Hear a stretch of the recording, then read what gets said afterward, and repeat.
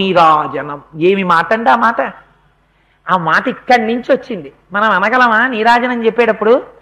ఆపాదమస్తకం చూస్తూ ఒక్కసారి అమ్మవారికి నీరాజనం ఇచ్చేటప్పుడు ఆ వెలుతురులో అమ్మవారు కనపడుతుంటే ఆ నెగడు సతి కళలకు నీరాజనం, అలివేలు మంగ కురులకు నీరాజనం, పాదాలకు నీరాజనం అని ఎవరా తల్లి అంటే ఆ వెంకటేశు పతికి నీరాజనం అని ఆ నీరాజనం ఇవ్వడంలో ఎంత గుండెలోతుల్లోంచి వచ్చిందో చూడండి ఆ కీర్తన. ఎంతంత గొప్ప మాటలండి నిజంగా. రాముడు రాఘవుడు రవికులుడితడు భూమిజకుపతి అయిన పురుష నిధానము. ఏం మాట! భూమిజకు భూమిలోంచి పుట్టిన దానికి పతి అయిన పురుష నిధానము, మగాడం లేదు.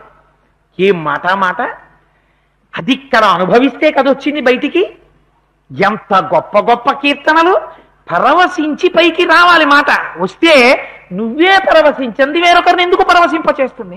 నువ్వు పరవశిస్తే వేరొకరు పరవశిస్తారు. ఇది సౌందర్యం. ఈ సౌందర్యం అమ్మ ప్రశ్న చేస్తోంది. చెప్పగలవా రామకథ?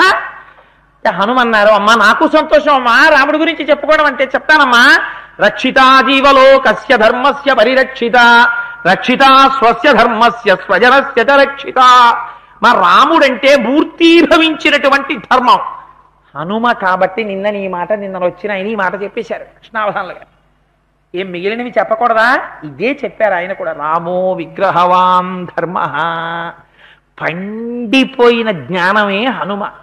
పండిపోయిన జ్ఞానంతో కూడిన హనుమ ఊపిరి తెచ్చుకు అందంగా మాట్లాడితే ఎలా ఉంటుందో ఒక్కసారి హనుమే వచ్చి మాట్లాడితే మనకి ఎంత బాగుండో అనిపిస్తుందేమోనని నిన్న రావణుడు వచ్చి మాట్లాడుతుంటే ఏమీ మాట్లాడకుండా శిశుపావృక్షం మీద కూర్చున్న హనుమలాగే నిన్న రావణుడు వచ్చి మాట్లాడుతున్నప్పుడు కళ్ళు మూసుకొని అక్కడ కుర్చీలో కూర్చొని అలా విన్నారంతే. ఆయన చెప్పవలసిన మాట చెప్పేశారు. మాకు రామాయణానికి విడదీయరాని సంబంధం వేదవేద్యే పరే పుంసి జాతే దశరథాత్మజే. వచ్చినవాడు హనుమకారా? హనుమే. అందుకని విశ్వాసమే భగవానుడు. ఆయనంటారు, అమ్మా రాముడంటే పోతపోసిన ధర్మం అమ్మా. తన ధర్మాన్ని తాను రక్షించుకుంటాడు, లోకము యొక్క అందరి ధర్మాన్ని తాను రక్షిస్తాడు. అటువంటి వాడమ్మా రాముడంటే. రాముడు రామ కమలపత్రాక్ష సర్వసత్వ మనోహర రూపదాక్షిణ్య సంపన్న ప్రసూత జనకాత్మజే. అమ్మా నేను నీకు వేరుగా చెప్పనా? నీకు తెలుసమ్మా రహస్యం. నీకు ఆయన సౌందర్యం తెలుసు, ఆయనకి నీ సౌందర్యం తెలుసు, మీ ఇద్దరికే తెలుసు. మొత్తం లలితా సహస్రం చెప్పేశాడంతే ఆయన. కామే సజ్ఞాత సౌభాగ్యమార్థవోరుద్వయాన్విత. ఆయన కన్నా తెలుసున్నవాడెవరుంటాడు? ఆయన లాంటి సౌందర్యం నీది, నీలాంటి సౌందర్యం ఆయనది. జ్ఞాపకం పెట్టుకోండి, హనుమ మాట్లాడుతున్నది బాహ్య సౌందర్యం గురించి కాదు. అంత అందంగా ఉంటావు, ఇంత అందంగా ఉంటావు, ఇది కాదు. ఇదైతే అది సౌందర్యం కాదు. ఆ సౌందర్యం కాకపోతే అది సుందరకాండ కాదు. ఏది సౌందర్యం? పడగ విప్పి త్రాచుపాం ఒకటి గోడ పక్కన ఆడుకుంటోంది, మీకు తెలియదు. కిటికీలోంచి చెయ్య బయట పెట్టి ఈ కిటికీలోంచి గ్లాసు పెట్టి నీళ్లు పోసుకుని చేయి కడుక్కుందాం అనుకున్నారు ఆఫీసులో భోజనం చేసి. తీరా చెయ్యి బయట పెట్టి నీళ్లు పోసుకుందాం అనుకునే వేళకి ఎదురుగుండా యాస్బెస్టాస్ షీట్స్ కుప్పలో సగం శరీరం లోపలుండి సగం శరీరం బయటికి వచ్చి పడగ విప్పి త్రాచుపాం ఆడుతోంది. ఆ కన్నం లోపలికి ఉన్న కప్ప బయటికి వస్తే పట్టుకుందామని ఆ దాని మీద సూర్యకిరణాలు పడుతున్నాయి, మెరిసిపోతోంది దాని యొక్క పడగ. మీరు నిశ్శబ్దంగా పిలుస్తారు అక్కడ ఉన్న వాళ్ళని, పిలిచి అంటారు. గట్టిగా అంటారా? అబ్బాయి ఎంత బాగుందో పాము పడగని బయటికి వెళ్ళి దగ్గరికి వెళ్ళి రండి రండి రండి రండి అందరూ వెళ్ళి నించుంటారా? నించోరు. దూరం నుంచి అది చూడనంతసేపు చూస్తేనే సౌందర్యం. అది నిన్ను చూసినా నువ్వు దాన్ని చూసినా లేకపోతే ఒకవేళ అది చూసినట్టు అనుమానం వచ్చినా ఇక సౌందర్యం కాదు, మరణం. అది సౌందర్యం అనరు.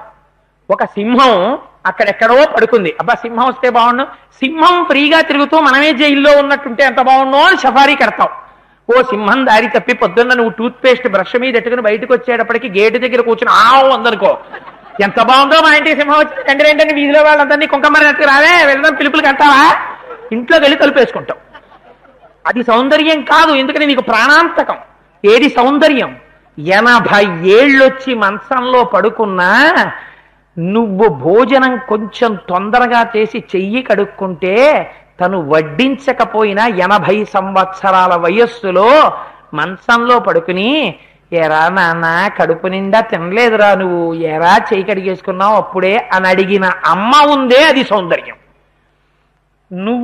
నీకు జ్వరం వస్తే నాన్న నా ఆయుర్దాయం పోసుకుని నువ్వు బతకరా, ఎందుకురా నీకు జ్వరం వస్తే నాన్న నాకు అన్నం సహించట్లేదురా అని అన్నమ్మానిన అమ్మ ప్రేమ సౌందర్యం. సర్వకాలముల యందు నీకు ఏది మంగళత్వమో అది సౌందర్యం. అలా ఇంత స్వార్థం లేకుండా తను కష్టపడి పెంచి పెద్ద చేస్తే లక్షల రూపాయల జీతం సంపాదిస్తూ అమ్మకు ఒక 300 రూపాయల చీర కొనిపెట్టకపోయినా, పుష్కరానికి తీసుకెళ్లి నదిలో స్నానం చేయించకపోయినా తను ఎంతో వైభవాన్ని అనుభవిస్తూ, అమ్మ ఇవాళ మా స్నేహితులు అందరూ వస్తారు సాయంకాలం 4ంటికి, నువ్వు బయటికి రాకేం బాగుండదు అని అమ్మ ముఖం మీద చెప్తే, నేను రానులేనన్నా అని ఏమీ అనుకోకుండా గదిలోకి వెళ్ళిపోయి కూర్చుని అన్నీ పట్టుకెళ్ళి ఇస్తూ ఉంటే రాత్రి 8 అయిపోయి 9 అయిపోతే ఆ వచ్చిన వాళ్ళందరితో వీడు మాట్లాడుతుంటే 9 అయిపోయిందే, వాడు ఇంకా అన్నం తినలేదు, వాడికి మంచిది కాదే, వేడి చేసేస్తుంది, అన్నం తినమనమ్మా వాడిని అని చెప్పిన అమ్మ సౌందర్యం. ఇది సౌందర్యం తప్ప ప్రపంచంలో కనపడ్డవన్నీ సౌందర్యాలు కాదు. ఒక స్థాయిలో భార్య కూడా సౌందర్యం కాదు, భార్యకి కూడా కొంత స్వార్థం ఉంది. కానీ అమ్మకి ఈ స్వార్థం తెలియదు. అమ్మ అమ్మే, నీ భార్యే, నీకు భార్యగా కొంత స్వార్థం ఉండి తీరుతుంది. నీ బిడ్డకి తల్లిగా ఆవిడ సౌందర్య రాశి. ఇది స్త్రీకున్న అదృష్టం, పురుషుడికి అదృష్టం లేదు. అందుకని ఇది సౌందర్యం. ఈ సౌందర్యం ఏమిటో హనుమ చెప్తున్నారు. ఈ సౌందర్యం వినడం సుందరకాండ. ఈ మాతాపితరులు జగత్తంతటికి సీతారాములు వాళ్ళ రక్షకత్వాన్ని జ్ఞాపకం చేసుకోవడం సుందరకాండ. అందుకనమ్మా రక్షితా జీవలోకస్య ధర్మస్య పరిరక్షిత, రక్షిత స్వస్య ధర్మస్య స్వజనస్య చ రక్షిత. మా లోకమునంతటినీ రక్షించేవాడమ్మా రాముడంటే. ఆయన మహానుభావుడు. ఆయన్ని చూస్తే సర్వసత్వ మనోహర, చెట్లు పుట్టలు సమస్త పిపీలికాది పర్యంతములకు వాళ్ళు తల్లిదండ్రులే. ఇది గుర్తెరిగిన వాడెవడో వాడు యోగి, వాడు సాధకుడు, వాడు మహాభక్తుడు, వాడు జ్ఞాని, వాడు అద్వైత దర్శనం చేసినవాడు. అందుకే ఆ మాటలే పడ్డాయి నోటి వెంట హనుమకి. ఆయన స్థాయి వేరొకటి కాదు. అమ్మవారి చేత ఆయన పరీక్షింపబడ్డాడు, ఆయన చేత అమ్మవారు పరీక్షింపబడలేదు సుందరకాండవ. అందుచేత ఎంత అందంగా మాట్లాడారో చూడండి. అమ్మ సర్వసత్వ మనోహర రూపదాక్షిణ్య సంపన్న ప్రసూత జనకాత్మజే. ఇవి కల్పించుకుందామంటే వచ్చే గుణాలు కావమ్మా, జన్మతః వచ్చాయి రాముడికి. అమ్మా నీకొచ్చాయి, అందుకే నీకింత ఓర్పు వచ్చింది, రక్షించగలుగుతున్నావు. అంత దుర్మార్గుడు నీ కాళ్ళ మీద పడ్డాడని 10 నెలల నుంచి ఓపిక పట్టావు. రాముడు ఓపిక పట్టాడు, తక్షణం చంపకుండా అక్కడ కూర్చుని బ్రహ్మాస్త్రం వేయగలడు, వెయ్యలేదు. అటువంటి వాడమ్మా రాముడంటే. యజుర్వేద వినీతశ్చ వేద విద్ధి సుపూజిత ధనుర్వేదే చ వేదేషు వేదాంగేషు చ నిశ్చిత. యజుర్వేద వినీతశ్చ అన్నారు. ఏం యజుర్వేదం గురించి చెప్పడమే? యజుర్వేదానికి మేలుబంతి రుద్రాధ్యాయం ఉంది. అందులో రుద్రాధ్యాయం అద్వైత దర్శనం చేయిస్తుంది. అంతటా ఉన్నది పరబ్రహ్మమే అని నిరూపిస్తుంది. వశిష్ఠ విశ్వామిత్రాది మహర్షుల చేత శిక్షింపబడిన బుద్ధి కలిగినటువంటి రామచంద్రమూర్తి లోకమునంతటిని బ్రహ్మముగా చూడగలిగినటువంటి నైపుణ్యం ఉన్నవాడు. అందుకే అందుచేత యజుర్వేద పూజిత ధనుర్వేదే చ వేదేషు వేదాంగేషు చ నిష్ఠిత. ఆయనకి ధనుర్వేదం అంతా తెలుసు, వేదాంగములు తెలుసు. మహానుభావుడు తేజసాదిత్య సంకాశ. ఆయన యశసా వాసవో సమః. తేజస్సు చేత సూర్య భగవానుడు కన్ను తెరిచి చూడడం ఎలా కుదరదో అంతటి తేజస్సు కలిగినటువంటి వాడు. తేజసాదిత్య సంకాశ క్షమయా పృథివీ సమః. భూమికి ఎంత ఓర్పు అంత ఓర్పున్నవాడు. ఆయనే తలుచుకుంటే అక్కడే కూర్చుని లంకలో కూర్చున్న రావణుడి గుండెలు బ్రద్దలగుగా కానీ అస్త్రప్రయోగం చెయ్యగలడు. ఏం చెయ్యలేదా? చెయ్యగలడు, చేశాడు కూడా రామాయణంలో. కానీ ఎందుకు చెయ్యలేదో తెలుసా అమ్మా? తనంత తాను మారే అవకాశం ఇచ్చినవాడు. ఇది సుందరకాండ. ఇన్నాళ్ళు పాపపు జీవనం గడిపావు, కానీ సుందరకాండ విన్న తర్వాత భగవంతుడున్నాడన్న పూనిక కలిగితే నీ జీవితాన్ని మార్చుకుని ఆయన పాదములకు శరణాగతి చేస్తే స్వీకరించడానికి ఆయన సిద్ధంగా ఉన్నాడు. అంత ఓర్పున్నవాడు. అందుకే నువ్వు ఎన్ని పాపాలు చేసినా చూస్తున్నా సహిస్తున్నాడు ఆయన. తేజసాదిత్య సంకాశ క్షమయా పృథివీ సమః బృహస్పతి సమో బుద్ధ్య, బుద్ధిలో బృహస్పతితో సమానుడమ్మా. యశసా వాసవో సమః, ఇంద్రుడితో సమానమైనటువంటి వాడమ్మా లోకములను పరిపాలించడంలో.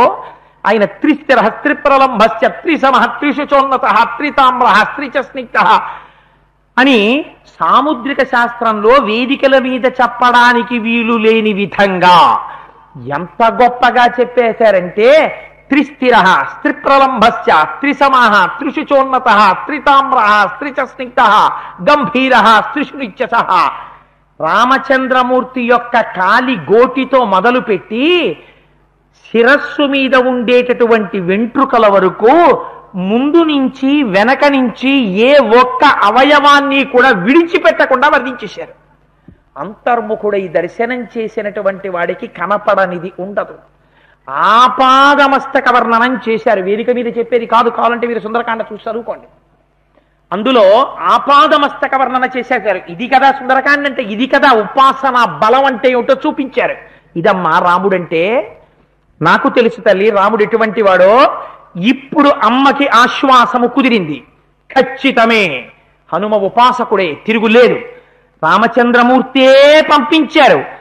ఇది నిలబడితే తప్ప తన యొక్క స్థితిని ఆవిష్కరించకూడదు. అప్పుడు కాని ఉంగరం ఇవ్వకూడదు. అప్పుడు ఈ మాటలు చెప్పిన తరువాత ఒక అందమైనటువంటి మాట చెప్పారు. అమ్మ మర్యాదానాంచ లోకసహ అన్నారు. అమ్మ రాముడు మర్యాదా పురుషోత్తముడు అమ్మా అన్నారు. ఇదో అందమైన మాట. ఎవరిని ఎప్పుడు ఏ లోకంలో ఎలా కాపాడాలో తెలుసున్నటువంటి వాడు, నడువడి ప్రధానమైన వాడమ్మా రాముడంటే. మర్యాదానాంచ లోకస్య కర్త కారయితాచ సహా అన్నారు. బ్రహ్మమును గుర్తిరిగి అద్వైత దర్శనము చేసినటువంటి వాడి నోటి వెంట వచ్చేటటువంటి మాట ఎలా ఉంటుందో అటువంటి మాటలు పడిపోయాయి. కర్త కారయితాచ సహా, ఆయనే కర్త కారణమై సమస్త జగత్తునందు నిండి నిబిడీకృతమైన వాడమ్మా అని చెప్పారు. చెప్పి వనరోహం మహాభాగే దూతో రామస్య ధీమతః రామనామాంకితం చేదం పశ్య దేవ్యంగుళీయకం ప్రత్యయార్థం తవానీతం తేన దత్తం మహాత్మన సమాస్విషి భద్రం తే క్షీణ దుఃఖఫలాహ్యసి. పరమ పావనమైనటువంటి శ్లోకం. దీన్ని సుందరకాండలో మంత్రం అంటారు. ఇది సీతమ్మ తల్లిని హనుమ చూసింది, హనుమని సీతమ్మ తల్లి చూసింది. రెండూ సిద్ధి సర్గలే. ఈ శ్లోకం కోసం సుందరకాండ ఇంట్లో కష్టాలుంటే చెప్పించుకుంటారు. ఇక్కడి నుంచి అన్ని మంత్రాలే. వానరోహం మహాభాగే దూతో రామస్య ధీమతః. అయ్యా రామాలయంలో ఒక్క కొబ్బరికాయ కొట్టి నీరాజనం ఇవ్వండి. వానరోహం మహాభాగే దూతో రామస్య ధీమతః. అమ్మా నేను వానరుణ్ణమ్మా, రామచంద్రమూర్తి పలుపున వచ్చినటువంటి రామదూతని. వానరోహం మహాభాగే దూతో రామస్య ధీమతః రామనామాంకితం చేదం పశ్య దేవ్యంగుళీయకం. రామనామాంకితమైనటువంటి ఉంగరాన్ని నీకు తీసుకొచ్చాను. ఎందుకు తీసుకొచ్చాను? రామనామాంకితం చేదం పశ్య దేవ్యంగుళీయకం ప్రత్యయార్థం తవానీతం తేన దత్తం మహాత్మన. నీకు నమ్మకం కలగడం కోసమని రామచంద్రమూర్తి దీన్ని నాకిచ్చి పంపించారు. సమాస్విసి భద్రం తే క్షీణ దుఃఖఫలాహ్యసి. అమ్మా ఈ ఉంగరాన్ని తీసుకున్న తరువాత ఇవాల్టితో నీ కష్టాలన్నీ పోయే, నీ దుఃఖం పోయింది, ఇంకా నువ్వు ఉపశాంతిని పొందుతావు అన్నారు. ఈ మాట తన నోటి మాటగా చెప్పి అమ్మ ఖేదము పక్కకి తొలగించి అమ్మకి ఆనందాన్ని కల్పించారు. ఇది ఒక యోగి యొక్క స్థితి. హనుమ సుందరకాండలో సీతమ్మ తల్లి యొక్క కన్నీటి బిందువులను తుడిచి ఆమె మనస్సులో ఆనందాన్ని కల్పించినటువంటి అపురూపమైన సన్నివేశం. 10 నెలల తర్వాత మళ్ళీ అమ్మ ఆనందించినటువంటి ఘడియ. ఆ రామచంద్రమూర్తిని ఉపాసన చేసినటువంటి స్థితిని హనుమ వాక్కులతో ఆవిష్కరించిన పరమ పావనమైనటువంటి ఘట్టం, వాక్స్వరూపమైనటువంటి త్రివేణి సంగమం. అందుకే సుందరకాండలో ఈ శ్లోకం, ఈ మంత్రం, ఈ స్థితి పరమ పావనం అంటారు. ఉంగరాన్ని అమ్మ ఇలా చేత్తో పుచ్చుకుందిటంతే, పుచ్చుకోగానే హ్రీమతి అన్నారు, లజ్జ పొందింది. భర్త ఈ సమయంలో రాడు అనుకుంటే భర్త గభాలన ఇంట్లోకి వస్తే పతివ్రత అయినటువంటి స్త్రీ భర్తని చూసి ఎలా సిగ్గుపడుతుందో అలా రామచంద్రమూర్తి యొక్క ఉంగరాన్ని చూసి రాముడే వచ్చినంత ఆనందాన్ని పొంది సిగ్గుపడిపోయి ఎర్రటి బుగ్గలతో ఎర్రటి కాంతి ప్రతిఫలిస్తుంటే నవ్వుతూ పొంగిపోయినటువంటి అమ్మ దర్శనాన్ని ఆనాడు చేసిన ఏకైక వ్యక్తి మా స్వామి హనుమ. అమ్మకి ఆ స్థితిని కల్పించిన వారు మా స్వామి హనుమ. ఆ దర్శనం చూడండి, సృష్టిలో ఎవరు ఈ పని చెయ్యలేరు, చెయ్యరు బోరు. అందుకే అంతటి వైభవాన్ని పొందారు, భవిష్యత్ బ్రహ్మయ్య అయ్యారు. అంత బాధలో ఉన్న అమ్మకి భర్తృ దర్శన సమానమైనటువంటి శాంతిని కటాక్షించారు. సుందరకాండ విన్నవాడికి ఎందుకు దొరకదు శాంతి? దొరికి తీరుతుంది నీకు విశ్వాసం ఉంటే. అందుకని సమాస్విసి భద్రం తే క్షీణ దుఃఖ పలాహ్యసి అని ఉంగరాన్ని ఇస్తే అమ్మ ఆ ఉంగరాన్ని కన్నులకు అద్దుకుని తీసుకుని గృహీత్వా ప్రేక్షమాణాసా భర్తక్కర విభూషితం భర్తారమివ సంప్రాప్త జానకీ ముదితాభవత్. అమ్మ ఎంత సంతోషపడిపోయిందోట. రామచంద్రుడే వచ్చినంతగా ఆనందపడిపోయి కన్నులకు అద్దుకుని ఆ ఉంగరాన్ని తీసుకుని లజ్జ పొంది ఎర్రబడిన ముఖంతో సిగ్గుపడి పరవశ అయిపోయిందిట ఆనందంతో. ఈ ఉంగరం ఎక్కడిది? రాముడు పంపడానికి. ఇది ఒక పెద్ద ప్రశ్న. అయితే ఈ ఉంగరం గురించి అనేక మంది అనేక విషయాల్ని ప్రస్తావన చేశారు. ఒక్కటి మాత్రం యథార్థం, దేనికది పరమ పవిత్రమే. మీరు ఏ కథాస్వరూపంగా చూసినా అది మిమ్మల్ని ఉద్ధరిస్తుంది, అందులో ఏం తేడా లేదు. ఏ కథగా మీరు ఉంగరం గురించి దేన్ని వినండి, అది అభిజ్ఞానము కనుక, గుర్తు కనుక అది మనస్సుకి ఆనందాన్ని కల్పిస్తుంది, సంతోషాన్ని కల్పిస్తుంది, మనకి ఆశ్వాసమును కల్పిస్తుంది. అయితే ఇవాళ ఒక కొత్త విషయాన్ని మీకు విజ్ఞాపన చెయ్యాలి అని అనుకుంటున్నాను.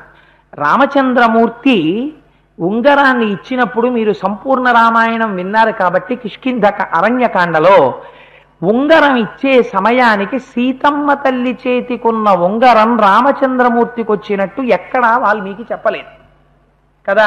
అరణ్యకాండలో అలా లేదు. కాబట్టి వేరొక కథనానికి పెద్దలైనటువంటి మహాపురుషులైనటువంటి వారు వేరు రీతిలో దర్శనం చేశారు దాన్ని. వారన్నారు ఇది రామనామాంకితం చేదం.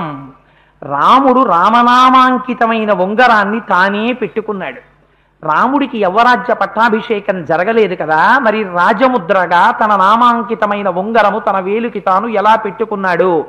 రాజ్యాధికారమును పొందకపోయినా రాముని యొక్క రాజ్యాధికారము ప్రశ్నింపబడలేదు. రాముడు రాజుగా పరిపాలన చెయ్యాలని దేవతలు కూడా నిర్ణయం చేశారు. అందుకే కైకమ్మ నోటి వెంట 14 వర్షాణి అన్న మాట పడలేదు. మీకు అయోధ్యకాండ చెప్పినప్పుడు చెప్పాను. 9 వర్షాణి దండకారణ్యమాశ్రిత అంది, 9, 5 అంది. పైగా భరతుడు వచ్చి నువ్వు రాజ్యం తీసుకోవాలని చెప్పాడు. 14 ఏళ్ళైన తరువాత వచ్చి నేను రాజ్యం చేస్తానని చెప్పారు. తన పాదుకలిచ్చి అందాక పాదుకలను న్యాసముగా పెట్టి రాజ్యం చెయ్యమని చెప్పారు. కాబట్టి రాముడు ఎన్నడూ రాజ్యము మీద అధికారమును విడిచిపెట్టేయలేదు. అమ్మ కోరింది 14 ఏళ్ళు అరణ్యంలో ఉండమని. 14 ఏళ్ళు అరణ్యానికి వచ్చారు. భరతుడు రాజ్యం తీసుకుంటే విడిచిపెట్టేయడానికి సిద్ధపడ్డారు, కానీ భరతుడు తీసుకోలేదు. అందుచేత ఆ రాముడు తిరిగి వచ్చి రాజ్యం చెయ్యడానికి అంగీకరించి ఉన్నాడు. సీతమ్మ తల్లి కూడా అందుకే అంగీకరించింది. అందుకే వానప్రస్థానికి వెళ్ళవలసిన స్త్రీగా సీతమ్మ వెళ్ళలేదు. వశిష్ఠుడు ఒక మాట అన్నాడు, నేను సీతమ్మకి పట్టాభిషేకం చేసేస్తాను అన్నాడు. ఆవిడ రాజపత్ని ఎంత అలంకారంతో వస్తుందో అలా వచ్చింది అరణ్యవాసానికి. అందుకని రామచంద్రమూర్తి యవ్వరాజ్య పట్టాభిషేకము జరగకపోయినా యవ్వరాజ్య పట్టాభిషేకమునకు నిర్ణయింపబడిన వాడిగా రాజముద్రిక రామనామాంకితమైన ఉంగరం ఆయన చేతికుంది. పైగా ఉంగరం చేతికుండడం దోషం కాదు. ఎందుచేతనంటే సంధ్యావందనం చేసేవాడు, అగ్నికార్యం చేసేవాడు ఆచమనం చేసేటప్పుడు చేతికి ఉంగరం ఉండాలి. ఉంగరం లేకపోతే దర్భ చుడతారు. అలా ఉంగరం లేకుండా ఆచమనం చేస్తే నెత్తురు తాగినట్టు లెక్క ధర్మశాస్త్రంలో. అందుకని చేతికి ఉంగరం ఉండి ఆచమనం చెయ్యాలి. ఒకవేళ పెద్దలైన వాళ్ళు పక్కనుండగా చేతికి ఉంగరం లేకుండా ఎవరైనా పూజ కూర్చుంటే ఓ దర్భ తెచ్చి వేలికి చుడతారు. అప్పుడు వాడు ఉంగరం పెట్టుకుని ఆచమనం చేసినట్టు. అందుచేత రామచంద్రమూర్తి వేలికి ఉంగరం ఉండడం దోషం కాదు. ఆ ఉంగరాన్ని రామచంద్రమూర్తి హనుమకి ఇచ్చి పంపించారు. ఆ ఉంగరాన్నే హనుమ సీతమ్మ తల్లికి పట్టుకొచ్చి ఇచ్చారు. తన యొక్క భక్తిని ప్రకటించుకున్నారు. రామనామాంకితం చేదం పశ్యదేవ్యంగుళీయకం ప్రత్యయార్థం తవానీతం తేన దత్తం మహాత్మన సమాస్విసి భద్రంతే క్షీణ దుఃఖ పలాహ్యసి. అందుచేత అమ్మా ఇది రామనామాంకితమైన ఉంగరము కనుక రాముడితో సమానము, రాముడే వచ్చినట్లు గుర్తు. అందుకని రాజముద్రికగా రాముని యొక్క స్వరూపముగా ఈ ఉంగరం వచ్చింది కనుక ఇంకా రాముడు వచ్చేసినట్టే. రాముడు వచ్చేసిన తరువాత ఇక రావణుడు ఉండడు, సూర్యుడు వచ్చేసిన తరువాత చీకటి ఉండదు. అందుకని రావణ సంహారం అయిపోయినట్టే. ఇంకా ఇక్కడి నుంచి అమ్మ క్షేమవార్తలు వినడం ప్రారంభమైపోయినట్టే, అమ్మ సుఖాన్ని శుభాన్ని పొందడం ప్రారంభమైపోయినట్టే. ఉన్న ఒకే ఒక్క సమస్యల్లో ఏమిటంటే అన్ని కాండలు తెములుతాయి కానీ సుందరకాండ మాత్రం ఎప్పుడూ నాకు ప్రశ్నే. 9 రోజులు ఇస్తే అమ్మో సరిపోదేమో అనిపిస్తుంది, 7 రోజులు చెప్తే అయిపోతుంది అనుకున్నాను, ఇవాళ మళ్ళీ బెంగెత్తుకుంటుంది రేపు ఇది అవుతుందా అని. కానీ అమ్మవారు పూర్తి చేయించేస్తుంది. అందుకని సమాస్విసి భద్రంతే క్షీణ దుఃఖ పలాహ్యసి, ఆ ఉంగరాన్ని తీసి కన్నులకద్దుకొని అమ్మ పరమ ఆనందములు పొంది ఉన్నది. రామచంద్రమూర్తితోనే కలిసినంత ఆనందాన్ని పొందింది. ముందుకెడితే ఇంక అభిజ్ఞానాల్లోకి వెళ్ళిపోవాలి. రేపు అభిజ్ఞానాల్ని, రేపు పరమపావనమైనటువంటి మంత్రములు ఎన్నో వస్తాయి ప్రసంగంలో. అందున విచిత్రం ఏమిటంటే మనం ప్లాన్ చేసుకోలేదు ఇదంతా. రామచంద్రమూర్తి యొక్క అనుగ్రహం ఏమో నాకు తెలియదు, కానీ చెప్పేవాడు చేతకాని వాడైనా వినేవాళ్ళందరూ ఇంత భక్తితో వింటున్నారు కాబట్టే మంగళవారం నాడు 2వ సిద్ధి సర్గ వచ్చింది. సీతమ్మ తల్లి హనుమని చూసిన సర్గ మంగళవారం నాడు వచ్చింది. ఎంత కాకతాళీయంగా గెలిచిందో చూడండి. రేపటి రోజున పౌర్ణమి, మాఘమాసపు పౌర్ణమి నాడు జయమంత్రం వస్తోంది. స్వామి ఎలా కూర్చారో చూడండి. అది నేను మొదలుపెట్టిన రోజున యథార్థంగా మాఘ పౌర్ణమి నాడు జయమంత్రం వస్తుంది. ఇవన్నీ నేను లెక్కలు కట్టానా? ఈశ్వరానుగ్రహం మీ అందరి భక్తికి వశుడైపోయి అక్కడ దేవాలయంలో కూర్చున్నట్టుగా కూర్చుని ఏ రోజున ఏ ఘట్టం ఎలా నడవాలో రామచంద్రమూర్తి శాసనం చేసి నడిపిస్తున్నారు. అందరికీ ఆ ఫలితం కలగాలని. అందుకని సాధ్యమైనంత వరకు అందరూ రేపటి రోజు ఆ మంత్రములను విని తరించడానికి ప్రయత్నం చెయ్యండి. అది పలికి ధన్యుడనయ్యేటట్టుగా రామచంద్రమూర్తి నన్ను కటాక్షించుగాక. నిన్నటి రోజు కార్యక్రమాన్ని పూర్తి చేసేసరికి స్వామి హనుమ వానరోహం మహాభాగే దూతో రామస్య ధీమతః రామనామాంకితం చేదం పశ్యదేవ్యంగుళీయకం ప్రత్యయార్థం తవానీతం తేన దత్తం మహాత్మన సమాస్విసి భద్రంతే క్షీణ దుఃఖ పలాహ్యసి అని. అమ్మా, నీకు ఆశ్వాసమును కలిగించడం కోసమని రామచంద్రమూర్తి యొక్క అంగుళీయకాన్ని తీసుకొచ్చాను. దీన్ని తీసుకుని నువ్వు ఆశ్వాసమును పొందవలసినది, ఉపశాంతిని పొందవలసినది, నీ యొక్క దుఃఖము నీటితో తీరిపోయినది అని ఆ ఉంగరాన్ని ఇస్తే, గృహీత్వా ప్రేక్షమాణాసా భర్తుకర విభూషణం భర్తారమివ సంప్రాప్త జానకీ ముదితాభవత్. ఆ ఉంగరాన్ని కళ్ళకద్దుకుని సాక్షాత్తుగా శ్రీరామచంద్రమూర్తి వస్తే మహాపతివ్రత అయినటువంటి సీతమ్మ తల్లి అనుకోని సమయంలో భర్త యొక్క దర్శనం కలగడం చేత ఎటువంటి లజ్జ పొంది ఎర్రని ముఖంతో ఉంటుందో అటువంటి ఆనంద ప్రఫుల్లమైనటువంటి హృదయమును పొంది ఉన్నది అన్న ఘట్టం దగ్గర నిన్నటి రోజున ఆపు చేసి ఉన్నాం. ఆ ఉంగరాన్ని తీసుకున్న తర్వాత తల్లి సీతమ్మ హనుమని ప్రశ్నిస్తుంది. నాయనా హనుమ, అక్కడ లక్ష్మణ భరత శత్రుఘ్నులు, కౌసల్య కైకేయి సుమిత్ర మొదలైనటువంటి మా అత్తగారులు, కోసల రాజ్యంలో ఉండేటటువంటి సమస్త జనులు అందరూ కుశలమే కదా? సుగ్రీవుడు కుశలమా? వానరులు కుశలమా? అని అన్ని ప్రశ్న వేసిన తరువాత గొప్ప మాటలు 2 చెప్తుంది. 3వది ఒక మాట అంటుంది. రామునికి నాకన్నా ఎక్కువైన వాళ్ళు ఎవ్వరూ లేరు అంటుంది. అని రాముడు నేను పక్కన లేకపోవడం చేత తాను ఎలా ప్రవర్తించాలో అలా ప్రవర్తించడంలో వైక్లభ్యాన్ని పొందలేదు కదా అని అడుగుతుంది. అడిగి కచ్చిదాశాస్తి దేవానాం ప్రాసాదం పార్థివాత్మజ కచ్చిత్ పురుషకారంచ దైవంచ ప్రతిపద్యతే అని అడుగుతుంది. ఈ శ్లోకం సీతమ్మ తల్లి రాముడి గురించి హనుమని అడిగినట్లుగా ఉన్నటువంటి ఈ శ్లోకం మనందరం జ్ఞాపకం పెట్టుకోవలసిన శ్లోకం. ఎందుచేత అంటే కచ్చిదాశాస్తి దేవానాం ప్రసాదం పార్థివాత్మజ కచ్చిత్ పురుషకారంచ దైవంచ ప్రతిపద్యతే. కేవలము తన పౌరుషము మీద మాత్రమే ఆధారపడి దైవమును తిరస్కరించి లేదా దైవమును ఆరాధించకుండా తిరుగుతున్నాడా రాముడు? లేక తన పౌరుషాన్ని పూర్తిగా విడిచిపెట్టి కేవలం భగవంతుణ్ణి మాత్రమే విశ్వసించి తిరుగుతున్నాడా? 2 దోషములే. అలా లేడు కదా అని అడిగింది. ఎంత గొప్ప మాట అడిగిందో చూడండి. మనుష్యుడికి ఒక ప్రధానమైన లక్షణం ఉంటుంది. తాను చెయ్యవలసిన పని తాను చెయ్యాలి, కానీ కర్మ యొక్క ఫలితమునందు మాత్రము సంగం ఉండకూడదు. ఈశ్వరుడు ఏ ఫలితాన్ని ఇవ్వనివ్వండి, తాను అంగీకరించగలగాలి. అందుకని చేసేటటువంటి కర్తృత్వమునందు ఏ విధమైనటువంటి ఉపేక్ష ఉండకూడదు. దాన్ని సమర్థతతో బుద్ధిని న్యాసము చేసి చక్కగా చెయ్యాలి, కానీ ఫలితమునందు మాత్రం సంగం ఉండకూడదు. భగవంతుడు ఎలా నిర్ణయిస్తే అలా అన్న పూనిక ఉండాలి. అందుచేత అటు దైవమునందు ఇటు పురుష ప్రయత్నమునందు సమానమైనటువంటి రీతిలో రాముడు ఉన్నాడా? రాముడికి నేను జ్ఞాపకం ఉన్నానా? నన్ను తలుచుకుంటున్నాడా? అన్ని అస్త్రశస్త్రములు ఎరిగినటువంటి రాముడు రావణాసురుణ్ణి రాక్షసుల్ని నిగ్రహించాలంటే అక్కడి నుంచి అస్త్రప్రయోగం చెయ్యలేడా? ఎందుచేత ఇవాళ అస్త్రప్రయోగం చెయ్యకుండా రాముడు అలా ఉపేక్ష వహించాడు నా యందు అని అమ్మ బాధపడుతున్నటువంటి సమయంలో స్వామి హనుమ ఒక అందమైనటువంటి విషయాన్ని అమ్మకి విజ్ఞాపన చేస్తారు.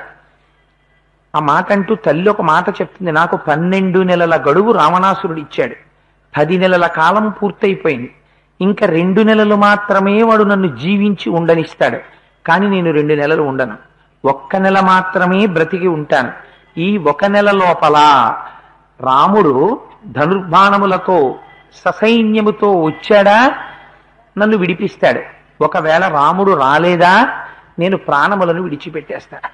అందుకని 1 నెల మాత్రమే జీవించి ఉంటానని రామచంద్రమూర్తికి నివేదించవలసినది అంది. అంటే స్వామి హనుమన్నారు, అమ్మాయి ఎందుకమ్మా అంత ఖేదపడతావు, నువ్వేం బెంగ పెట్టుకోకు తల్లి. తస్య తద్వచనం శ్రుత్వా హనుమాన్ భీమ విక్రమ శిరస్యంజలి మాధాయ ఇదం వచనమబ్రవీత్ అంటారు. హనుమకి అనేక స్వరూపాలున్నాయి. కొన్ని దాసాంజనేయ స్వరూపం, కొన్ని అభయాంజనేయ స్వరూపం, ఒకటి రుద్రాంజనేయ స్వరూపం. అలా అనేకమైనటువంటి స్వరూపాలున్నాయి. కొన్ని చోట్ల పంచముఖ ఆంజనేయ స్వామిని కూడా చూపిస్తూ ఉంటారు. అందుచేత అంటే పరాశర సంహిత అని ఆ సంహితలో హనుమ యొక్క ఉపాసన గురించి హనుమ యొక్క స్వరూపాలని గురించి ఆవిష్కరించారు. అందులో దాసాంజనేయుని యొక్క స్థితి భక్తికి పరాకాష్ఠ. శిరస్సు మీద 2 చేతులు పెట్టి అంజలి ఘటించి మాట్లాడుతుంటారు. సీతమ్మ తల్లి చుట్టూ ప్రదక్షిణం చేసి అమ్మ పక్కకొచ్చి నిలబడి మాట్లాడేటటువంటి పరమభక్తితో కూడుకున్నటువంటి స్వరూపంతో ఉన్న హనుమ దాసాంజనేయుడు. అందుకని శిరస్యంజలి మాధాయ ఇదం వచనమబ్రవీత్. ఆ శిరస్సునందు అంజలి ఘటించినటువంటి వారై అమ్మతో ఒక మాట అంటారు, అమ్మా నువ్వు బెంగ పెట్టుకోకమ్మా, నేను ఒక్క మాట చెప్తాను. మలయేన చ వింధ్యేన మేరుణా మందరేణ చ దర్ధ్వరేణ చ దేవి శపే మూలఫలేన చ. ఒక మనిషి సత్యం మాట్లాడుతున్నాను అని చెప్పవలసి వస్తే ఎంత అందంగా మాట్లాడాలో హనుమని చూసి నేర్చుకోవాలి మనం. ఆయన వానరములు ఎక్కడ తిరుగుతాయి? పర్వతముల మీద తిరుగుతాయి. ఆయన పర్వతముల మీద ఒట్టు పెట్టారు. మలయేన చ వింధ్యేన మేరుణా మందరేణ చ దుర్ధరేణ చ తే దేవి శపే మూలఫలేన చ.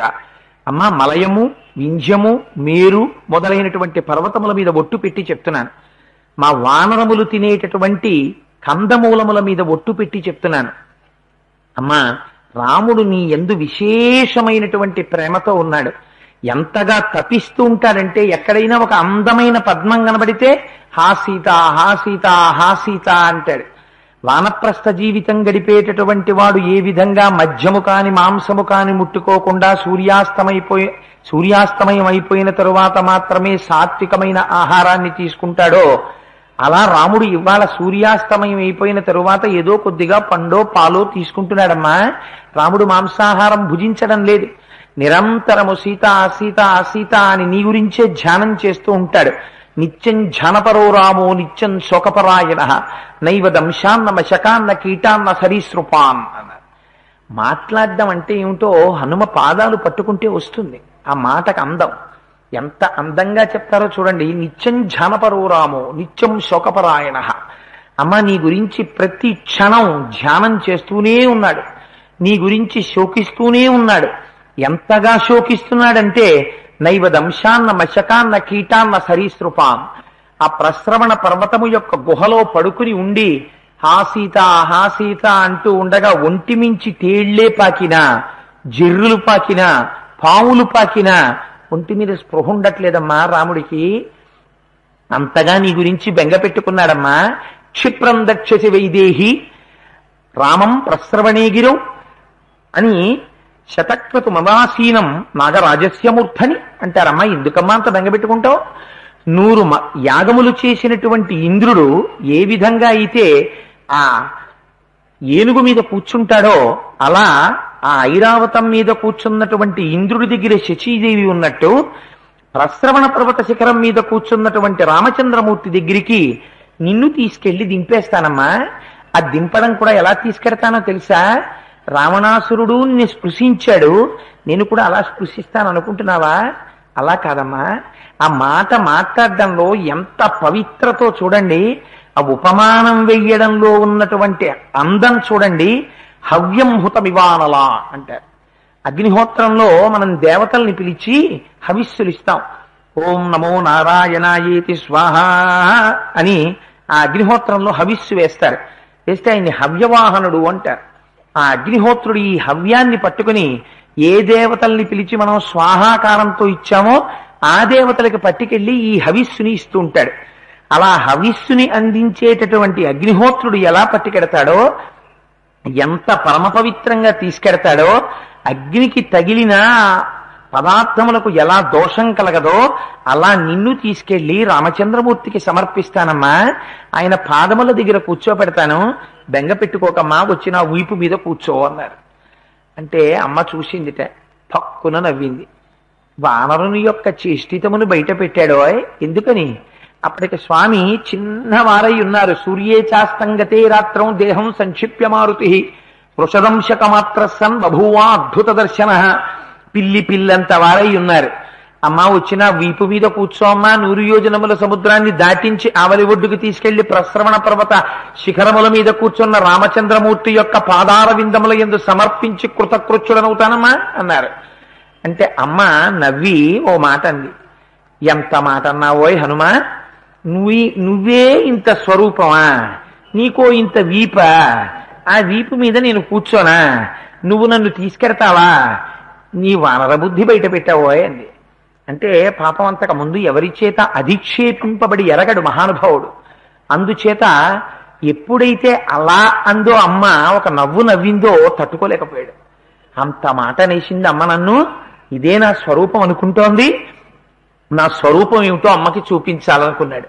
మెరుమందర సంకాశౌ భభౌదీప్తానల ప్రభ అగ్రతవ్యవతస్తే చా సీతాయా వనరోత్తమ. ఒక్కసారి మేరుపర్వత శిఖరాలు ఆకాశాన్ని చుంబిస్తూ ఎలా ఉంటాయో అంత స్వరూపాన్ని పొందేశారు.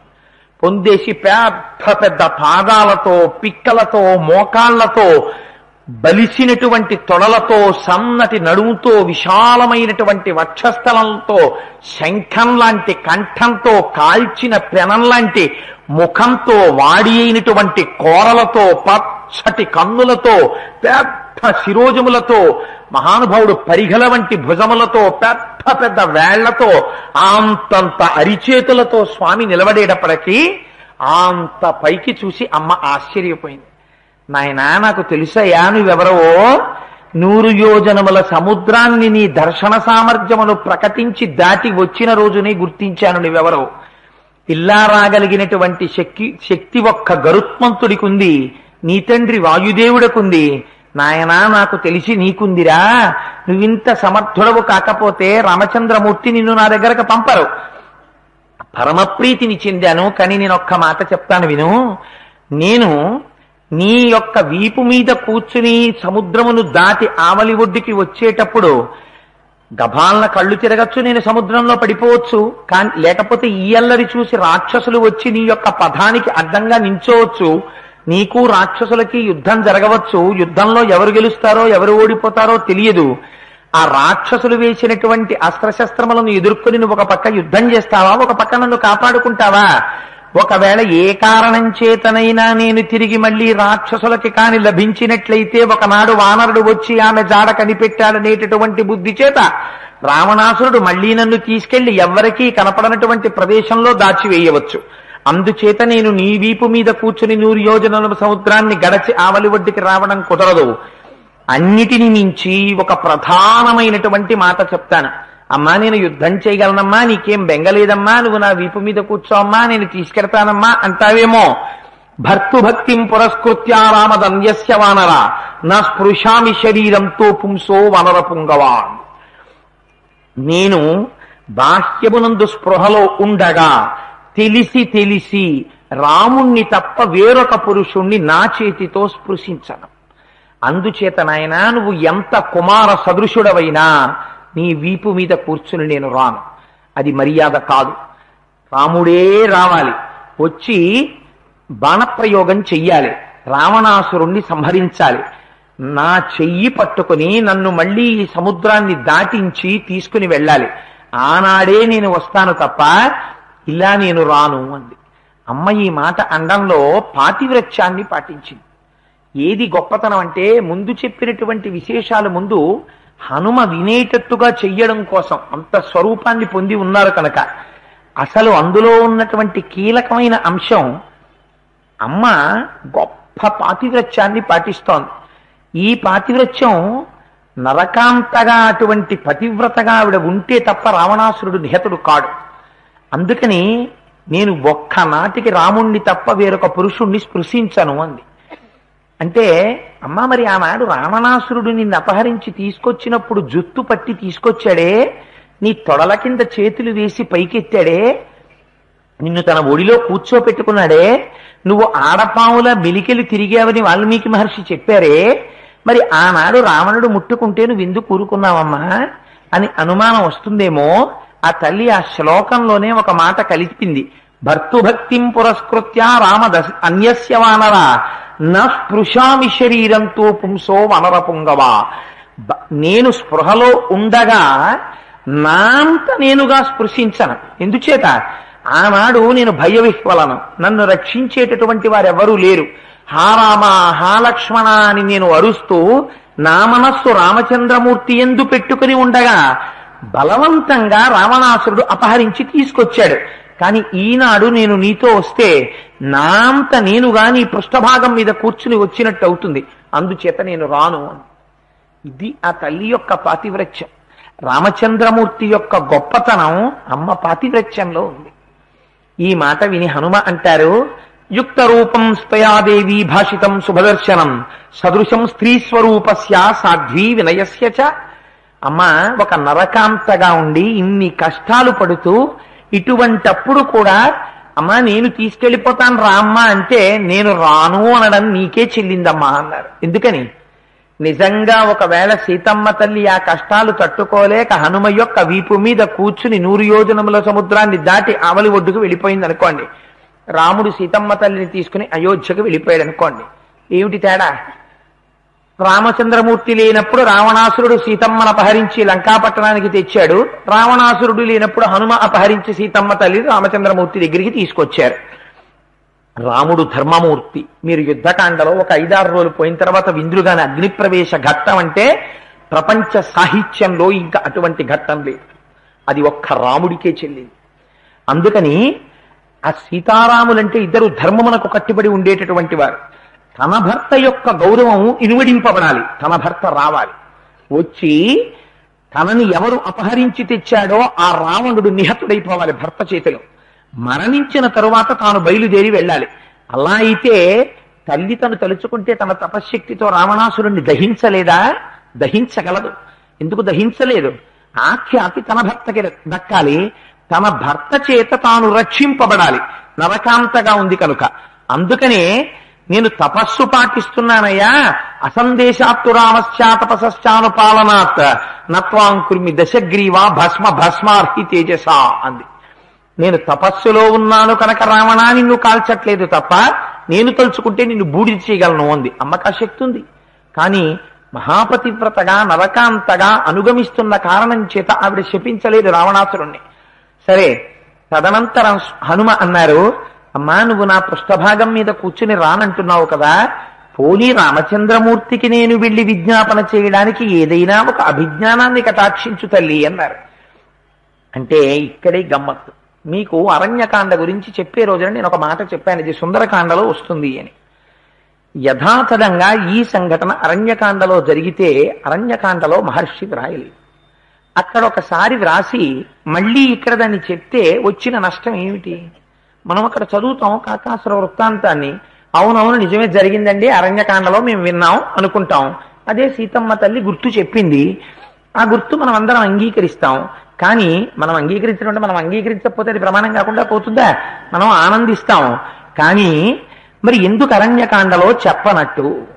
కథాభాగముగా శ్రవణము చెయ్యకుండా అమ్మ అభిజ్ఞానముగా హనుమ చేతికి ఇవ్వవలసిన వస్తు రూపంగా ఈ విషయాన్ని చెప్తోంది. అంటే ఈ విషయం విని నీ మనస్సులో జ్ఞాపకం పెట్టుకోవలసిన రహస్యాలు ఇందులో చాలా ఉన్నాయి సుమా. ఇది నీ జీవితాన్ని గట్టెక్కించేస్తుంది, జ్ఞాపకం పెట్టుకో. అందుకని అరణ్యకాండలో చెప్పకుండా ఇక్కడ చెప్తున్నారు మహర్షి అభిజ్ఞానాన్ని. సీతమ్మ తల్లి అంటుంది, ఒకానొక సమయంలో మేము చిత్రకూట పర్వత శిఖరాల మీద ఆశ్రమాన్ని నిర్మించుకుని తపోభూములలో విహరిస్తూ ఉండేవాళ్ళం, అరణ్యవాసం చేస్తున్నాం. అటువంటి సమయంలో ఒకానొక నాడు ఈశాన్య పర్వతానికి పక్కన ఉన్నటువంటి ఒక చిన్న పర్వతం మీద మేము విహరిస్తున్నాం. పర్వతం ఉండి, పెద్ద పర్వతం ఉండి దాని పక్కన మెల్లి చిన్న చిన్న పర్వతాలు ఉంటుంటాయి.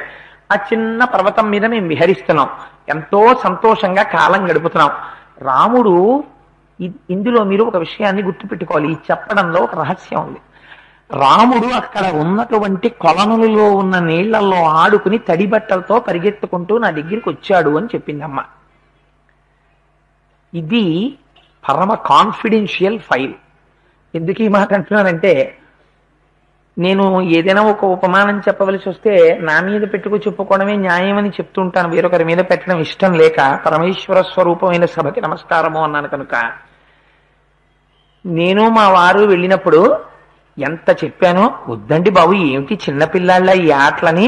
మా పెళ్ళైన కొత్తల్లో నేను ఆయన కలిసి సరదాగా పూరి పెడితే ఆ సముద్రంలో చిన్నపిల్లాళ్ళ ఓ ఆడేసి ఒళ్ళంతా తడిపేసుకుని వచ్చి మా ఆయన నా ఒళ్ళో పడుకున్నారు అని నా భార్య చెప్పింది అనుకోండి. అరమరికలు లేకుండా అమ్మ దగ్గర చంటి పిల్లాడు ఎలా ఆడుకుంటాడో, సీతమ్మ పక్కనున్నంతసేపు రాముడు ఒక పిల్లవాడిలా ఆనందించేస్తాడు. ఇదే భార్యకి ఉండవలసిన లక్షణం. కౌసల్య దగ్గర ప్రతిజ్ఞ చేసింది, నేను పక్కన ఉండి ఒక్కనాడు పుట్టింటిని స్మరించను, జనకుణ్ణి స్మరించను, నీ కుమారుణ్ణి బాధ పెట్టను.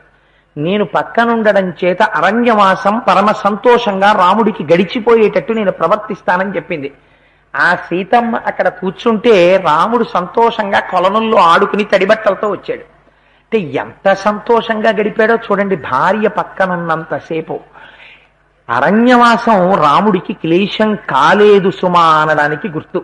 ఎప్పుడైపోతాయా 14 ఏళ్ళు, ఎప్పుడు ఇంటికి వెళ్ళిపోతానా, ఎప్పుడు రాజ్యం చేస్తానా అని బెంగ పెట్టుకుని రోజు క్యాలెండర్ వంక చూసుకుని అమ్మయ్య ఇంకొక రోజు అయిపోయింది, ఇంకొక రోజు అయిపోయిందని చూసిన వాడు కాడు. ఇచ్చిన మాట నిలబెట్టుకోవడంలో అంత సంతోషంగా గడిపేస్తున్నాడు. ఇది ఎవరికి బాధ? ఇప్పుడు మీరు ఆలోచించండి, ఎందుకు మహర్షి ఇక్కడ అభిజ్ఞానం చెప్పడం. ఈ కాకాసుర వృత్తాంతమే అనేక కోణాల్లో వెళ్ళిపోతుంది.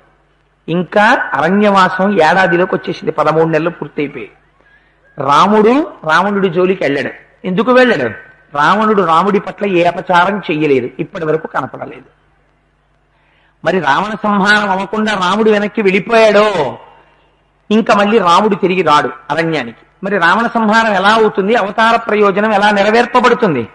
అందుకని రాముడికి రాజ్యం పోయింది, ఆయన బెంగ పెట్టుకోలేదు. జటాయువు మరణించాడు, జటాయువు మరణించలేదు అప్పటికి. ఇంకా రాముడికి రాజ్యం పోయింది, బెంగ పెట్టుకోలేదు. తండ్రి మరణించాడు, బెంగ పెట్టుకోలేదు. అరణ్యవాసం సంప్రాప్తమైంది, బెంగ పెట్టుకోలేదు. ఏది జరిగినా బెంగ పెట్టుకోవట్లేదు, సంతోషంగా కాలం గడిపేస్తున్నాడు. ఇటువంటి రామచంద్రమూర్తికి కోపం రావాలంటే ఏం జరగాలి? దేవతలు ఇప్పుడు ప్రయత్నం చెయ్యాలి. సీతమ్మ పక్కన ఉన్నంతసేపు రాముడు ఇంత సంతోషంగా గడిపేస్తున్నాడు. ఈ సీతమ్మకి ఏదైనా అపచారం జరిగితే రాముడు ఏం చేస్తాడు అసలు చూడాలి. అందుకని ఎవడెళ్తాడు?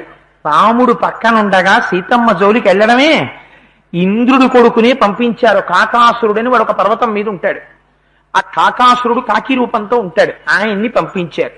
నువ్వు వెళ్ళి ప్రయత్నం చేయవయ్యా, సీతమ్మ జోలికెడితే రాముడికి కోపం వస్తుందేమో చూద్దామన్నారు. ఆయన వచ్చాడు. రాముడు వచ్చి పక్కన కూర్చున్నాడు. సీతమ్మ తల్లి మాంసపు ముక్కలు తెచ్చి ఒరుగుల కింద ఎండబెట్టుకుంది. మనం మాగాయ ముక్కలు ఎండబెట్టుకుంటాం కదా, అలాగా ఒరుగుల కింద ఎండబెట్టుకుంటే కూర్చుంది. రాముడు తడి బట్టలతో వచ్చి సంతోషంగా సీతమ్మ పక్కన కూర్చుని మాట్లాడుతున్నాడు. మాట్లాడుతున్నప్పుడు ఈ కాకి వచ్చింది. వచ్చి అక్కడ పెట్టిన ఒరుగులు తినేస్తుంటే కాకి ఆహార చిత్తమైన పక్షి. దానికి ఇది ముట్టుకోవచ్చా, ఇది ముట్టుకోకూడదా ఏం ఉండదు. అసలు ఒక కోణంలో చూస్తే కాకిని చూస్తే అసహ్యం వేస్తుంది, ఒక కోణంలో చూస్తే కాకి లేకపోతే మన బతుకెక్కడ ఉందనిపిస్తుంది. ఎందుకని అంటే దానికన్నా శానిటేషన్ అటెండ్ అయ్యే పక్షి ప్రపంచంలో ఇంకోటి లేదు.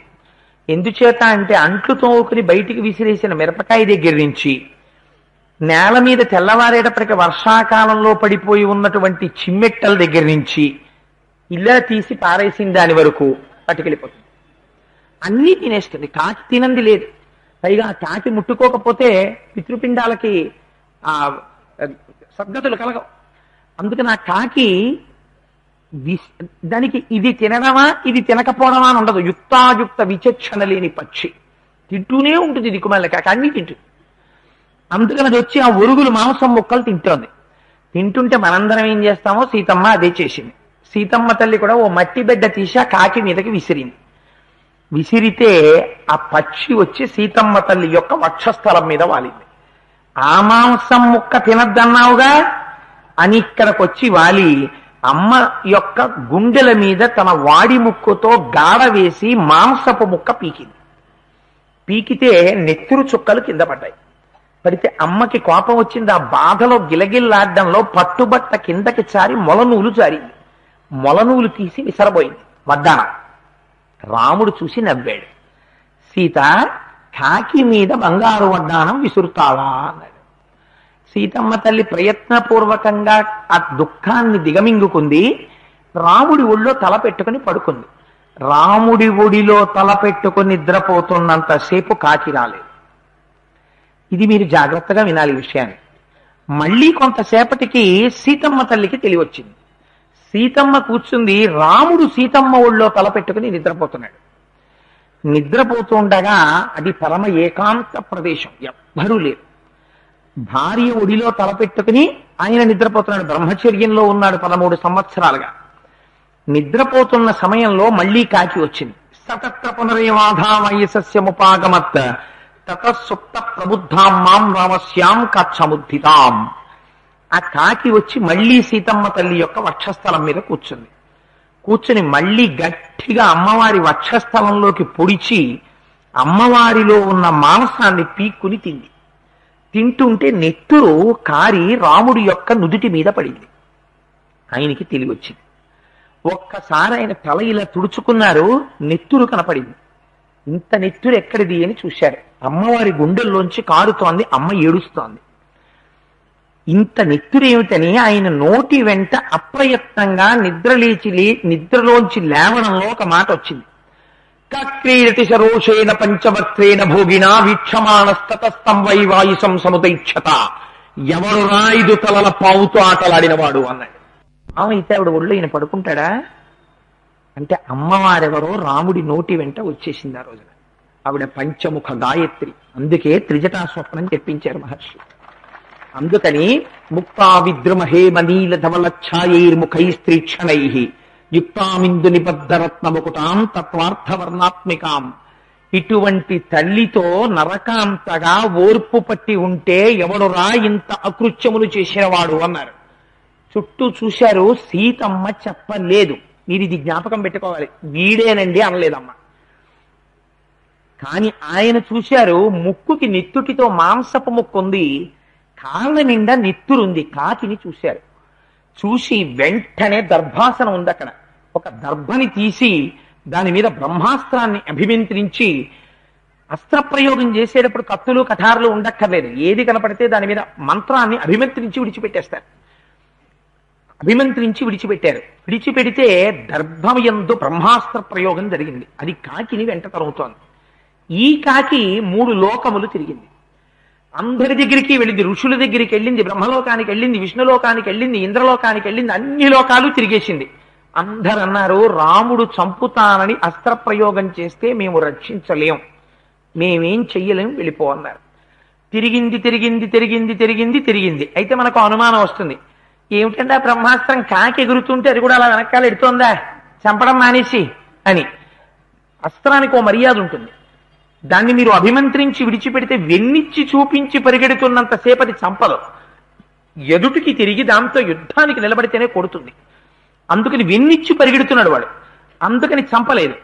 తిరిగి తిరిగి తిరిగి తిరిగి వచ్చి మళ్ళీ రాముడు ఎక్కడున్నాడో అక్కడికే వచ్చి పడిపోయి నోరు విప్పి మాట్లాడలేదు ఆ కాకి. మాట్లాడకుండా పడిపోయి నమస్కారం చేస్తూ రొప్పుతూ పడిపోయింది. రాముడు చూసి ఇది శరణాగతి కింద లెక్క అన్నాడు. నా దగ్గరికి వచ్చి పడిపోయావు కనుక నువ్వు నన్ను శరణాగతి చేసినట్టే, నిన్ను విడిచిపెడుతున్నాను. కానీ బ్రహ్మాస్త్రాన్ని ప్రయోగం చేశాను. ఒకసారి బ్రహ్మాస్త్రం వేసిన తర్వాత ప్రాణములతో సమానమైన దాన్ని ఇచ్చేయాలి. ఏమిస్తావని అడిగాడు. దత్వాస దక్షిణ నేత్రం ప్రాణేభ్య పరిరక్షిత. నా కుడికన్ని ఇచ్చేస్తానయ్యా. సర్వేంద్రియాణం నయనం ప్రధానం సర్వస్య గాత్రస్య శిర ప్రధానం. శిరస్సు ప్రాణాలు రక్షించుకుంటాను, కుడికన్ను ఇచ్చేస్తాను అంది. బ్రహ్మాస్త్రానికి కుడికంటిని ఆహారంగా వేసేసింది. వేసేసిన తరువాత వెళ్ళిపోతూ వెళ్ళిపోతూ ఆ కాకి ఒక్కసారి సరామాయ నమస్కృత్య రాజ్ఞే దశరథాయచ, రాముడికి నమస్కారం చేసి దశరథుడికి నమస్కారం చేసి వెళ్ళిపోయింది. ఏమైనా అర్థం ఉంది దానికి? దశరథుడికి ఎందుకు నమస్కారం మధ్యలో? సీతమ్మకి చెయ్యాలి. రామాయ నమస్కృత్య రాజ్ఞే దశరథాయచ అన్నారు మహర్షి. దశరథుడికి నమస్కారం చేసి కాకి వెళ్ళిపోయిందయా. ఈ విషయాన్ని రాముడికి అభిజ్ఞానంగా చెప్పు హనుమా. ఆనాడు ఒక కాకి మీద బ్రహ్మాస్త్రం వేశావు. ఎప్పుడు? నేను కాకిని కొట్టడానికి మొలనూలు తీస్తే సీత కాకి మీద వడ్డాణం విసురుతున్నావా అని నన్ను పరిహసించిన వాడివి. నువ్వు దాని మీద బ్రహ్మాస్త్రం వేశావు, కానీ ఇవాళ ఊరుకున్నావు. ఎందుకో ఒక్కసారి ఆలోచించవలసింది అన్నానని చెప్పు అని అమ్మ. ఇది జ్ఞాపకంగా చెప్తున్నాను. ఎందుకంటే ఇది చెప్పడం, ఇందులోనే గమ్మత్తంతా ఉంది అసలు అభిజ్ఞానంలో. ఒకటి, దేవతలు పరీక్ష పెట్టారు. అమ్మవారు పక్కన ఉన్నంతసేపు రాముడు చాలా ప్రసన్నుడై ఉంటాడు. అందుకే రామోపాసన శ్రీరామోపాసనగానే చేస్తాం. శ్రీరామ శ్రీరామ శ్రీరామ అని అమ్మతో కలిసిన రాముణ్ణే ఉపాసన. అమ్మ పక్కన లేకపోతే రాముణ్ణి పట్టుకోలేరు. ఆయన సాక్షాత్ ఇంక యముడి. అమ్మ పక్కన ఉంటే కాకాసురుడు వచ్చి వక్షస్థలం మీద గాఢ వేశాడు. అయినా కాకాసురుడికి ప్రమాదం జరగలేదు. అంత అకృత్యం రావణుడు చెయ్యలేదు. కానీ రావణుడి తలలు తెగిపోయాయి. కారణం ఏమిటంటే వాడి కర్మ సీతమ్మ రాముడి పక్కన లేదు. రెండు, సీతమ్మ తల్లి తెలివేసి ఉండి కాకిని బెడ్డతో కొట్టి తన మొలనూలు తీసి కాకిని కుడుతున్నంతసేపు తన రక్షణమునందు తన ప్రయత్నం చేసుకుంటోంది. రాముడు నవ్వాడు. ఓహో, బంగారు వడ్డానంతో కాకిని కొడతావా అన్నాడు. అదే సీతమ్మ కూర్చుంది, రాముడు నిద్రపోతున్నాడు. ఇప్పుడు కాకి వచ్చి పొడుస్తోంది, కానీ బెడ్డ విసరలేదు, వడ్డానం విసరలేదు. అలా కూర్చుని శోకిస్తూ ఉండిపోయింది. ఇప్పుడు రాముడు లేచి బ్రహ్మాస్త్ర ప్రయోగం చేశాడు. అంటే తన రక్షణమునందు తన ప్రయత్నాన్ని విడిచిపెడితే రాముడు కాకిని చంపడానికి బ్రహ్మాస్త్రం వేశాడు. ఇవాళ నేను కూడా నా రక్షణమునందు నా ప్రయత్నమును పెట్టుకోలేదు. రావణుణ్ణి నేను చంపడం లేదు. రాముడే రావాలి, వచ్చి చంపాలి. ఆనాడు ఒక కాకి మీద నేను అడగకపోయినా బ్రహ్మాస్త్రం వేశావు. ఇప్పుడు చెప్తున్నాను, రావణాసురుడు మరణించడానికి కావలసినంత పాపం మూట కట్టుకోవడం పూర్తయిపోయింది 10 నెలల్లో వచ్చిన మాటలతో. ఇక నువ్వు వచ్చేయచ్చు. ఇది ఆంతరమైన సందేశం. వాడు పడిపోవడానికి సిద్ధపడిపోయి ఉన్నాడు. వాడి తపశ్శక్తి నశించిపోయినట్టే, ఇంకా వాడిని కాపాడలేదు. అందుకని వచ్చేసేయి రామా అని చెప్పడానికి శరణాగతిలో ఉండేటటువంటి రహస్యాన్ని బయటపెడుతూ, దేవతా కార్యాన్ని బయటపెడుతూ, సీతారాములు కలిసి ఉన్నప్పుడు ఉండే అన్యోన్యాన్ని బయటపెడుతూ, సీతారాముల యొక్క ఆ వనవాసంలో ఉండేటటువంటి శౌచాన్ని ఆవిష్కరిస్తూ ఇన్నింటిని చెప్పింది. కాబట్టి ఆ కాకాసుర వృత్తాంతానికి విశేషమైన ప్రాధాన్యం ఏర్పడింది. ఇది మన మనస్సులో పెట్టుకోవలసిన అభిజ్ఞానము. ఎంతకాలం మనం భగవంతుడి మీద నమ్మకంతో ఉంటామో అంతకాలం భగవంతుడు ఉపద్రవం వచ్చినా దాని నుంచి మన్ని ఆయన గట్టెక్కిస్తాడు. నీకు ఒక్కసారి నీ ప్రయత్నం నువ్వు చేసుకోవడం అంటే ప్రయత్నం మానవని కాదు దాని ఉద్దేశం. నీ ప్రయత్నం నువ్వు చేస్తూ నీ నిశ్చయం ఈశ్వరార్పణం చేస్తే ఈశ్వరుని యొక్క అనుగ్రహం కలుగుతుంది. కానీ అలా ఈశ్వరుని యందు పూనిక లేకుండా నీ పూర్వజన్మలలో సంపాదించినటువంటి పుణ్యాన్ని మాత్రమే నువ్వు అనుభవిస్తే అది గాలి బుడగ పెరిగినట్టుగా, చేతిలో బుడగని పట్టుకుని మీరు ఊతున్నారనుకోండి, ఇలా ఇలా పెరిగిపోతుంటుంది. చూసేవారికి ఎలా అనిపిస్తుందంటే, భయ్ ఎంత బాగా పెరుగుతోందో, బుడగ ఎంత బాగా పెరుగుతోందో, బుడగ ఎంత బాగా పెరుగుతోందో అనుకుంటాడు. కానీ ఆ బుడగ ఏమవుతుంది? ఇంత కన్నం పడితే మొత్తం నాశనం అయిపోతుంది. ఎందుకని? ఇంకా దాన్ని రక్షించడానికేం లేదు. అలా ఈశ్వరుని యందు చిత్తము లేనటువంటి మనస్సు వల్ల ఎంతటి ఐశ్వర్యము మధ్య పతనం అయిపోతుంది ఒకనాడు. అదే రావణాసురుడి యొక్క వృత్తాంతం. ఏమైందంత రావణుడి ఐశ్వర్యం, ఏమైందంత రావణుడి బలం. కాబట్టి నీ బలం మీద, నీ ఐశ్వర్యం మీద, నీ ఆస్తి మీద ఎన్నడూ నమ్మకం పెట్టుకోకు. దానికి రక్షకుడివి నువ్వు కావు, ఈశ్వరుడు. ఆ పూనిక పెట్టుకున్నావా రక్షింపబడతావు. లేదా 100 గొడ్లు తిన్నటువంటి ఒక ఇన్ని గ్రద్దలు ఒక్క గాలివాన వస్తే ఎగిరిపోతాయి. ఈశ్వరానుగ్రహం తప్పిపోయిన రోజున మధ్యపతనం అయిపోతాయి. అందుకని భగవంతుణ్ణి శరణాగతి చెయ్యడంలో పూర్ణ విశ్వాసాన్ని విడిచిపెట్టకు అని మనకి అభిజ్ఞానం, రాముడికి వచ్చేసెయ్యొచ్చని సందేశం. ఇన్నిటితో కలిపి అమ్మ కాకాసుర వృత్తాంతాన్ని చెప్పి నరకాంతగా ఒక ప్రశ్న వేసింది. ఆనాడు నేను చెప్పకపోయినా నన్ను రక్షించడానికి ఒక కాకి మీద బ్రహ్మాస్త్రాన్ని ప్రయోగించినటువంటి రాముడు ఇవాళ ఎందుచేత రావణాసురుణ్ణి నిగ్రహించడానికి అస్త్రప్రయోగం చెయ్యడం లేదు? ఎందుకని? రాముడు తలుచుకుని ఆగ్నేయాస్త్రాన్ని వేస్తే నీరెండిపోతుంది సముద్రం. అక్కడ సంకల్పం చేసేసేస్తే బ్రహ్మాస్త్రం వచ్చి రావణుడి మీద పడిపోతుంది. కానీ ఎందుకు వెయ్యడం లేదు? రాముణ్ణి తప్పు పట్టలేదు. మమైవ దుష్కృతిం కించిత్ మహదస్తిన సంశయ సమర్థావపితాం జన్మాం అవేక్షేతే పరంతప. శత్రువులను సంహరించగలిగినటువంటి సమర్థత కలిగిన ఓ హనుమా, నా వల్ల చిన్నదో పెద్దదో ఒక పొరపాటు జరిగిందండి అమ్మ. అవతార ప్రయోజనాన్ని నెరవేర్చుకోవడం కోసమని ఆనాడు లక్ష్మణమూర్తి పక్కన ఉంటే రావణాసురుడు తనని అపహరించి తీసుకెళ్లడం కుదరదు కనుక లక్ష్మణుణ్ణి అధిక్షేపించి మాట్లాడి దూరంగా పంపించి రావణాసురుడి చేత తాను అపహరింపబడేటట్టుగా ఆంతరమునందు ప్రవర్తించింది. కాని బాహ్యమునందు ఒక నరకాంతగా తనని నమ్మి అమ్మ పాదములు పట్టి నమస్కరించడం తప్ప వేరొకటి తెలియని మహాభక్తుడైన లక్ష్మణమూర్తిని ఆనాడు అన్ని మాటలు అని పంపించడం ఒక నరకాంతగా ఎంత మరిది అయినా అన్ని మాటలు అన్ని ఆరోపణలు చెయ్యడం కించెత్తు దోషభూయిష్టం కదా. ఇది అమ్మ ఇవాళ చెప్తోంది. అది నా దోషం, అందుకు రాలేదు రాముడు. భగవదానుగ్రహమునకు ప్రతిబంధకమేది జ్ఞాపకం పెట్టుకోండి. భగవదానుగ్రహమునకు ప్రతిబంధకము భాగవతుల పట్ల అపచారము. ఎంత పూజ చెయ్యండి, ఒక భక్తుణ్ణి నిష్కారణంగా బాధ పెడుతుంటే భగవదనుగ్రహం మీ యందు ప్రసరించదు. భాగవతుల మనస్సుని క్లేశ పెట్టినటువంటి వాడిని రక్షించడానికి ఈశ్వరుడు రాడు. ఎప్పుడొస్తాడు? మళ్ళీ ఆ భాగవతుల పట్ల జరిగిన అపచారాన్ని భాగవతులు మన్నించాలి, ఆ భక్తులైనటువంటి వారు క్షమించాలి, ఈశ్వరానుగ్రహం కలుగుతుంది. మనం సాధారణంగా భగవంతుడంటే మాత్రం భయానికో భక్తికో తలంచుతాం. ఎందుకైనా మంచిది, రెండో అగరత్తు వెలిగిస్తే కూడా వదిలిపోతుంది, ఎందుకు వచ్చింది, ఇన్ని వెచ్చాలు కొనుక్కోవట్లేదా, ఓ డబ్బా కొంటే పోయిందే ఉంది అని. కానీ భక్తుడి పట్ల మనం అలా తలంచలేం. ఎందుకు అంచలేం అంటే, ఏమిటి వాడి గొప్ప? నాకు కాళ్ళు ఉన్నాయి, వాడికి కాళ్ళు ఉన్నాయి, నాకు చేతులు ఉన్నాయి, వాడికి చేతులు ఉన్నాయి, నాకు ముక్కు ఉంది, వాడికి ముక్కు ఉంది, వాడు నాకన్నా ఏ విషయంలో గొప్ప, అందుకని వాడికి నేను శిరస్సు ఉంచి నమస్కారం చెయ్యనంటాం, అధిక్షేపించి మాట్లాడతాం. అలా మాట్లాడడం ఎక్కడికి వెళ్ళి అడ్డుపడిపోతుందో ఈశ్వరానుగ్రహం రాకుండా చూపిస్తున్నారు. ఒక్కొక్క నాడు ఈశ్వరానుగ్రహానికి హేతువు భాగవతానుగ్రహం అయిపోతుంది. భగవంతుడి కాళ్ళు పట్టుకోకపోయినా భాగవతులతోడి ఉన్నారనుకోండి, మీరు పరమభక్తులైనటువంటి వారితో కలిసి ఉన్నారనుకోండి, వాళ్ళ యొక్క అనుగ్రహం ప్రసరించడం చేత భగవదనుగ్రహం కలిసి వచ్చేస్తుంది, కలిసి వచ్చేసి రక్షింపబడతారు. అందుకే నిన్న రామానుజం లక్ష్మణ పూర్వజంచ అంది. లక్ష్మణుణ్ణి వదలడం వల్ల రాముడు దూరం అయ్యాడు నాకు అంది అమ్మ. అందుచేత మనకి ఒక ఉపదేశాన్ని చేస్తోంది తల్లి, ఈ విషయంలో జాగరూకులై ఉండాలి సుమా. అందుకని ఇప్పుడు ఒక మాట చెప్తోంది, కౌసల్యాలోక మీకొక్క మాట చెప్పాను, ధర్మశాస్త్రంలో ఒక మాట ఉంది, చిన్నవాడిని పెద్దవాడు ఏ కారణం చేతనైనా దెబ్బలాడాడు అనుకోండి, చిన్నవాడి పట్ల ఒక బాధ్యత ఉంటుంది. వాడు తిరగబడి వెంటనే అన్నగారిని ప్రశ్నించే అధికారం తమ్ముడికి లేదు. తండ్రి నిష్కారణంగా కొడుకుని దెబ్బలాడాడు అనుకోండి, నాన్నగారు నా ఎందు దోషం లేదని తిరగబడే అధికారం కొడుక్కి లేదు.